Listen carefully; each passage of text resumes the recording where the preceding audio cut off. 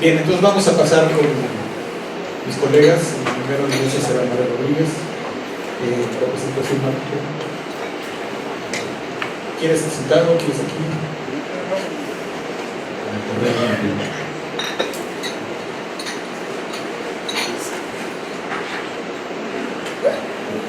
Buenas tardes. Primero agradezco a la reina que me ha invitado y también comentarles que seguramente hay críticas, pero con base en opiniones anteriores entiendan que son críticas constructivas. Lo interesante es que estoy equivocado, pero hay una interacción y a lo mejor se me enriquecer el conocimiento de esa manera, ¿no? Dicho eso, esta figura muestra un mapa de isoperiodos interesante, marca la flechita el periodo de 1 segundo a la izquierda de la zona blanca y 1,5 el isoperiodo del suelo en esta franja blanca, ¿no? Y ahí están todos los edificios que colapsaron. Esta es una estadística sacada de la base de datos de SMIR y así superiores del trabajo de Martín. Entonces, antes que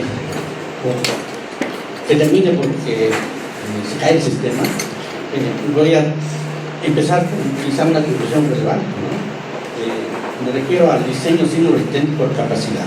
Fíjense que aquí lo que decimos es, y mis amigos van a dice, sabemos poco de la característica de un terremoto. Es más, no sabemos. Y esto no es un problema de México.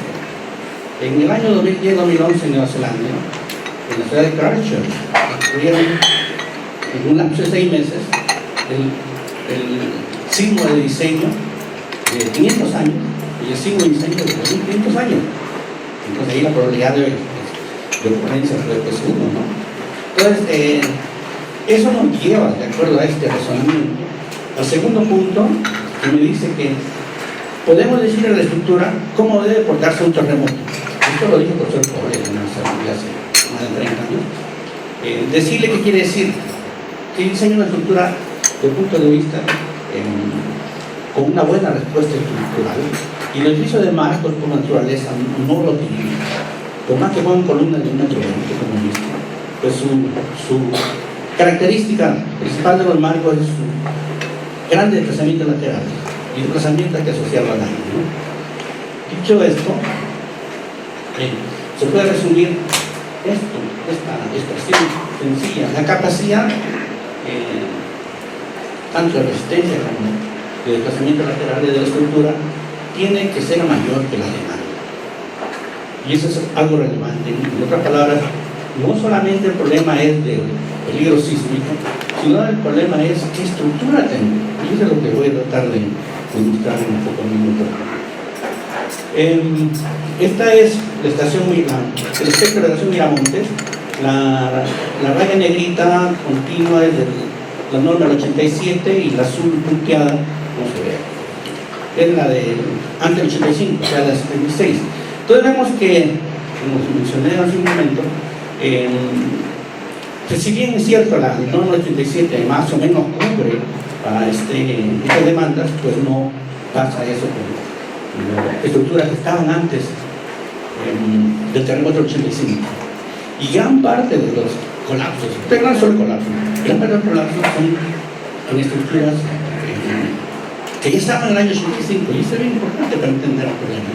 Claro, si acepta un poco de comportamiento inelástico, en muro 2, por ejemplo, en muro 2, la diferencia son un poco menores.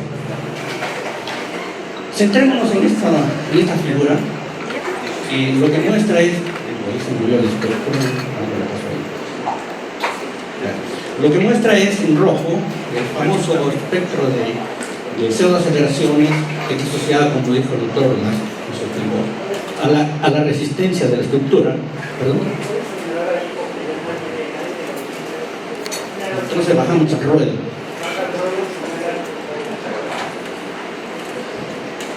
Entonces miren, la roja es la clásica que ya conocemos, estación Paseo G en 2 segundos. La gris es lo que da el estudio del destino de 2017 en la estación SCT. La estación SCT es la única estación que existió antes, que existió en el año 85 y en el terremoto de septiembre, en suelo blanco estoy hablando. Entonces vemos que, como ya se ha mostrado, pues no hay mucha diferencia hasta más o menos 1,7 segundos. ¿Sí? Si yo considero esta relación sencilla de periodos, bueno, son edificios del orden de 10 niveles para abajo. Entonces, el edificio de 10 niveles para abajo van a tener esta similitud con la ST del 85.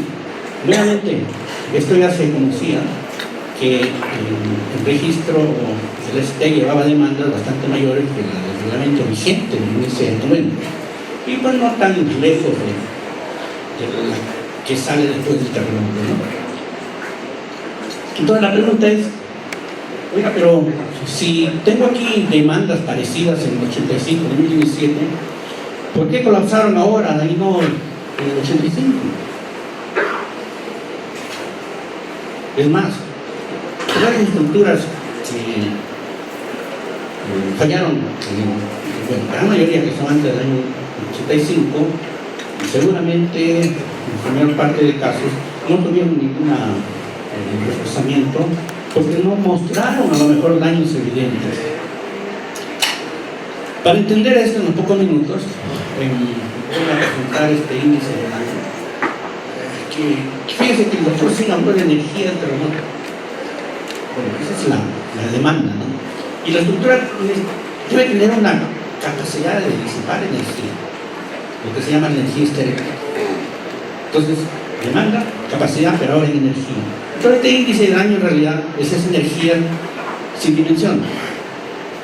Y si lo aplico al signo del 85, pues confirmo, no significa daños severos o colapso. Confirmo que en 2 segundos tengo probables colapsos. Y si lo aplico a la del 2017, pues no, habrán daños, pero no de colapso. Entonces la pregunta es, ¿qué le pasó a estas estructuras que le pasaron bien en el 85 y sufrieron hace 2 meses, ¿no? Para contestar esto, lo que aquí intento hacer es juntar los 2 signos, del 85 y 2017, y estudiar la respuesta para estos 2 signos. Y lo que encontramos es que, fíjense, si solamente decimos 2017 tengo esto, negrito, y los 2 signos juntos me llevan, es más, hay una pendiente casi vertical, sube a la región de colapsos en esta zona, nuevamente del orden de 1,7 segundos. Entonces, quiere decir que hay un efecto, hay acumulado de todo esto. Claro, hay que seguir estudiando el problema. Esto tiene implicaciones bien serias, porque aquí hay estructuras en periodo de alrededor de 2 segundos que aparentemente no tienen daño. En el próximo terremoto con periodos dominantes con ese valor, si hay un daño acumulado, pues el daño va a ser mayor, ¿no? Creo que me quedan un par más. Y aquí quiero hacer énfasis en algo relevante, ¿no? Ya sé que la sismología y los aspectos son importantes, pero también es importante la estructura, como decía. Entonces, fíjense que este señor es un arquitecto que enseña en Nueva Zelanda y nos dice, miren, este modelo no es bueno. Aquí el arquitecto, el constructor, el desarrollador se ponen de acuerdo y le dicen al ingeniero, ahí tú le resuelves. Y ya, y si el ingeniero le dice, oiga, pues no, mira, como en este caso, es un edificio, un proyecto real, digamos, a principios de este año en la zona blanda, son edificios, o sea, esos asuntos no dicen muros, son edificios a base de vigas y columnas, de 20 y tantos niveles, y es más, fíjense, prácticamente son 2 cuerpos separados. Y cuando yo le dije a los colegas que me consultaron sobre este edificio, le dije, oiga, esta es una mala solución, hay que poner muros en ningún lado. No, es que es un proyecto del arquitecto de Gorreta. ¿Cómo lo vamos a tocar? Entonces, de ella me volvieron a hablar. Entonces, de acuerdo a este arquitecto, la estructura debe estar, el diseño estructural debe estar dentro del ciclo que corresponde al arquitecto y al desarrollador. Fíjense que en el caso de Chile eso ocurre. Este es un edificio de 30 y tantos niveles, en una zona donde en Chile ocurren terremotos de más de 8 cada 30, 25 años, más o menos. Entonces miren la cantidad de muros. Estamos hablando de muros gorditos, ¿no? De 30 centímetros, ¿no? Entonces el arquitecto seguramente se puso de acuerdo con los ingenieros para llegar a esta solución. Esto hay que hacer y no soluciones de este tipo donde cualquier error como esto pues lleva a colapso, ¿no? O a daños severos. Para terminar, dos pistas más. Ya sé que mi amigo Raúl ya nos dice el problema no solo es de norma, también es qué se hace con la construcción. Y estoy de acuerdo, pero aquí estamos hablando de algo creo importante. Si hacemos una buena supervisión y no hay corrupción y la norma tiene deficiencias, pues seguimos estando no tan mal, pero mal, ¿no? Entonces de eso se trata, ¿no? Es una crítica de las normas de concreto y sismo que yo considero que no son adecuadas.